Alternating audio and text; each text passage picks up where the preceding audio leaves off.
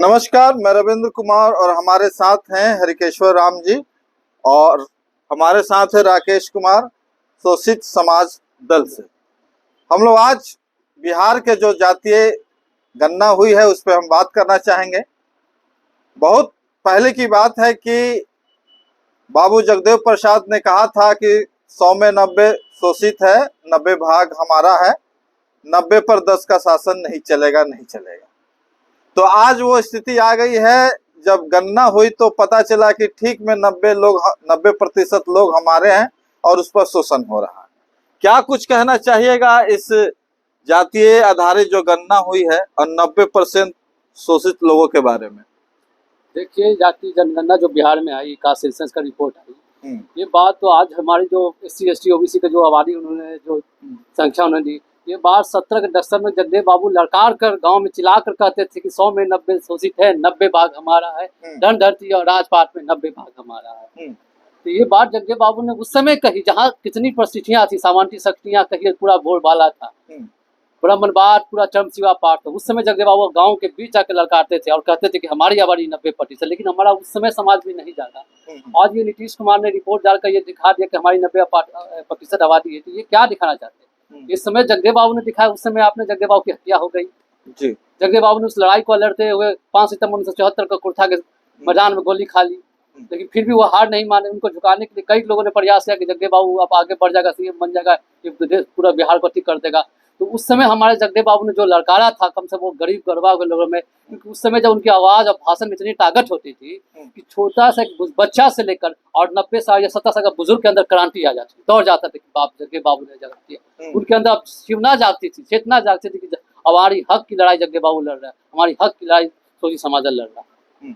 तो सर, दूसरा सवाल आपसे है सर कि 90% जो शोषित वर्ग है उसका मामला छोड़ दीजिए, 10% जो लोग हैं वो जो उच्च वर्ग से आते हैं, जो सन फॉरवर्ड या जो कह लीजिए, और उन लोगों को 10% भी आरक्षण मिल रहा है पूरे देश में, और बिहार में 10% इसकी आबादी है। पूरे देश में अगर सर्वे हो तो कितना हो अभी तो अनुमान नहीं लगाया जा सकता, लेकिन खासकर जो बिहार में 10% है और 10% उनको आरक्षण दे दिया, यानी कि 100% उनको आरक्षण मिल गया, और जबकि 90% लोग आज भी वंचित हैं और कई तरह से असुविधा के शिकार है। इस सरकार का कैसा नीति है, क्यों है? देखिए, सबसे बड़ा सवाल ये है कि गरीबी के आधार पर आरक्षण का कोई प्रावधान नहीं। आरक्षण किसको? जो पिछड़ा हुआ है और जिसका प्रतिनिधित्व कम है जी, और जिसका प्रतिनिधित्व ऑलरेडी 60 से 70% है सवर्णों का, उनको रिजर्वेशन दे दिया गया। तो संविधान तोड़ कर दिया। पहला बात तो ये हो गया जी। और दूसरा सबसे दुखदाई ये बात है, जो अभी बिहार में जो सर्वे हुआ, इससे स्पष्ट हुआ कि 10% जो उच्च जाति के लोग हैं, जो सवर्ण हैं, उनके पास 78% भूमि है जी। मतलब 10% जो है 78% भूमि के ऊपर कब्जा है। इसका मतलब कि भूमि वाले सब गरीब हो गए, टोटल सवर्ण गरीब है, इसलिए उनको 10% आरक्षण दे दिया गया।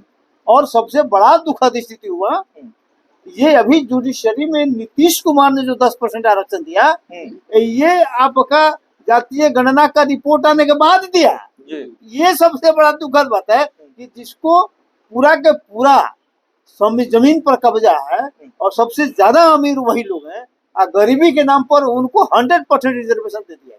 ये बड़ा दुखद है। एक बड़ा सवाल निकल के आया है सामने कि सरकार ने स्वर्ण गरीबों को 10% पूरे देश में आरक्षण दिया, और अभी जो बिहार का जो सर्वे आया है जिसमें कितना परसेंट सर जमीन है स्वर्णों के पास? 78%। और बाकी जो निचले तबके के लोग हैं जिसको 90% है, उनके पास जमीन नहीं है। 22% या भूमिहीन बोले, 90% लोगों के पास 22%। क्या सरकार ऐसे नियम बनाएगी कि आपने गरीब को तो दे दिया और जिसके पास भूमि नहीं है या कम भूमि है उसको क्या उसमें से भूमि मिलना चाहिए सर? देखिए, इसके लिए नीतीश कुमार ने डी बंदोपाध्याय कमेटी एक बनाया था जी। उस कमेटी का रिपोर्ट है, तो उस रिपोर्ट में कहा थी कि किसी के जमीन हड़पने या छीनने की जरूरत नहीं है। तत्काल सरकार के पास इतना जमीन है कि अगर वो चाहे तो प्रत्येक भूमिहीन किसानों को 1 एकड़ तक जमीन दे सकती है, और भूमिहीनों को हाँ। जो आवासहीन है प्रत्येक आवासहीनों को 10 डिसमिल जमीन दिया जा सकता है, लेकिन सरकार उससे भी भाग गई। नहीं सरकार, मेरा सवाल ये है सरकार भाग गई। हाँ। अब जो सर्वे मालिक हुआ है, हाँ। तो उसमें से बंटवारा का कहाँ प्रश्न उठता है? हाँ। जो उसके लिए सवर्णों को के लिए नतमस्तक मानने की जो पार्टी है, जो सवाल है, वो उसको जमीन छीनेगी। जो आपके पास जमीन तो नहीं दिया, जो सरकार के पास जमीन वो नहीं दिया। सर आपसे पूछते सर, जिस तरह गरीबों को 10% आरक्षण केंद्र सरकार दे दी नौकरी में और भी चीज में, क्या जो भूमिहीन और जिसके पास कम जमीन है उसको क्या जमीन मिलेगा 90%? देखिए, शोषित समाज दल जब जगदेव बाबू ने बनाया था तो उनके साथ जगदेव बाबू ने एक सिद्धांत बनाया। और हमारे देखिए देश नेताओं से नहीं नीतियों से चलता है। हाँ। तो जगदेव बाबू ने जो किताब सिद्धांत बताया, उसमें सिद्धांत वक्तव्य कार्यक्रम है। तो हमारे किताब में उसमें कृषि नीति, शिक्षा नीति और इंसानी बस्ती बसाओ। इंसानी बस्ती बसाओ में मतलब कि हर एक गरीब आदमी को इतना दूर जमीन दीजिए और उस परिवार में से एक किसी को रोजगार दे दीजिए, और वही हम लोग इंसानी बस्ती की बात करते हैं। और ये जब जहाँ 10% की आप बात कर रहे हो, अभी इन्होंने सर ने कहा कि 78% पर उनका जमीन कब्जा, वही का तो सबसे गरीब। तो बताइए, जिसको सबसे ज्यादा अमीर है और वह उसको गरीब लोग सरकार साबित कर रहा है, और जो 90% गरीब है, भूमिहीन है, कई लोग गरीबी के पास घर तक नहीं है, उसको कह रहा कि इसके पास जमीन नहीं। तो इस सरकार का क्या नीति है? सर सरकारी नौकरी में भारत सरकार के हो चाहे बिहार सरकार की हो, सबसे ज्यादा किन लोगों के पास नौकरियां हैं? सवर्णों के पास है, नो डाउट। 60-70% है। 60 से 70% देखिए है। क्या राजनीति क्या चल रहा है अभी? राजनीति ये चल रहा है कि न्यायपालिका पर 100% कब्जा, 100% कब्जा किसके माध्यम से? कोलेजियम सिस्टम के माध्यम से। जी जी बिल्कुल। फिर मोदी सरकार आई, इन्होंने क्या किया कि ये जो कार्यपालिका पर नियंत्रण करने के लिए जो पिछड़े वर्ग के लोग, ओबीसी के लोग जो 10% जनरल सीट पर जाते थे, तो नीचे से लोग जाते थे, तो उनको खटा के नीचे फिर गिरा दिया। गरीबी के नाम पर सवर्णों को दे दिया 10%, ताकि उनका 50% से हमेशा ज्यादा प्रतिनिधित्व रहे और कार्यपालिका में उनका वर्चस्व स्थापित रहे, बना रहे। तो हो गया। तीसरा का अभी महिलाओं वाला हो गया। महिलाओं का जो रिजर्वेशन होगा वो भी छोड़ के दिया हुआ। अब जैसे महिलाओं का रिजर्वेशन देने का मतलब है कि सवर्णों का तीनों जगह जो देश को चलाने वाली जो प्रमुख संस्था है, सभी संस्थाओं में उनका आधिपत्य हो जाएगा, और जो चाहेंगे जो करेंगे। अब ओबीसी के लोग, एससी एसटी के लोग चाह कर भी कुछ नहीं कर पाएंगे, क्योंकि वहां पर उनका कब्जा है। जब तक उनको वहां से कब्जा से नहीं हटाया जाएगा तो कुछ नहीं। जी। महिला आरक्षण की बात करें तो जिसमें ओबीसी के लिए अलग से प्रावधान नहीं है। नहीं। तो क्या ओबीसी के लोग महिला आरक्षण बिल के समर्थन में रहेंगे या विपक्ष में रहेंगे? सभी लोगों ने तो समर्थन कर दिया। अब क्या समर्थन तो महिला के, ओबीसी महिलाओं का आरक्षण का बात किया, और उसमें कोई सुधार नहीं हुआ, और सभी लोगों ने जो बिल था उसको 100% समर्थन कर दिया। विरोध में कौन आया? सिर्फ वो एमआई वाला मान ली ओबीसी का पार्टी आया, और सारे लोगों ने तो मान ली सपोर्ट कर दिया। तो ये दोहरी नीति बीजेपी की नहीं है, ये दोहरी नीति सामाजिक न्याय वाली पार्टियों का दोहरी नीति है। बोलते हैं कुछ, करते हैं कुछ, उसके चलते समाज दिग्भ्रमित है, और समाज के साथ सबसे बड़ा अन्याय हो रहा है। इनके इसके लिए जवाबदेह जो है सामाजिक न्याय की पार्टियां हैं। सर आपसे सवाल है सर ये बताइए कि जो राजनीतिक परिवर्तन तो बराबर होते आ रहा है, ये लोग सत्ता से हटे तो वो लोग बैठे, लेकिन सामाजिक परिवर्तन कैसे आएगा? सामाजिक परिवर्तन के लिए आएगा शोषित समाज की नीति और सिद्धांत से आएगा। जी।